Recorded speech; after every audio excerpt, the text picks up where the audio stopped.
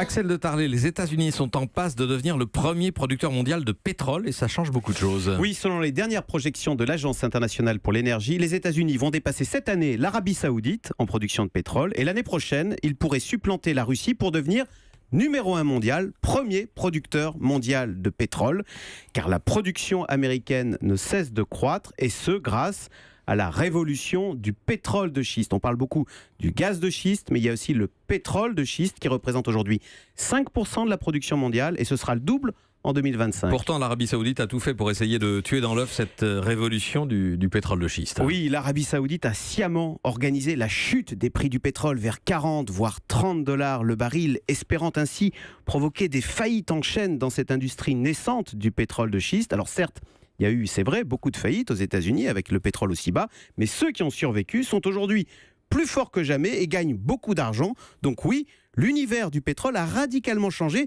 avec l'émergence d'un nouvel acteur de poids, les producteurs américains de pétrole de schiste. Ça veut dire que les États-Unis s'orientent vers l'autosuffisance énergétique ? Alors pas encore, l'Amérique importe encore 30% de sa consommation de pétrole, mais oui, les États-Unis devraient devenir exportateurs nets de pétrole d'ici une dizaine d'années. Exportateurs. Voilà, et ça, ce sera bien une révolution dont on a du mal à mesurer les conséquences, parce que, alors je parle sous le contrôle de Vincent Hervouet. On parle tous sous le contrôle de Vincent. Vive la révolution. Mais l'Amérique, le pays de la voiture, rendez-vous compte, n'aura plus à se soucier de ce qui se passe dans les pays producteurs, l'Arabie Saoudite, le Koweït, le Venezuela.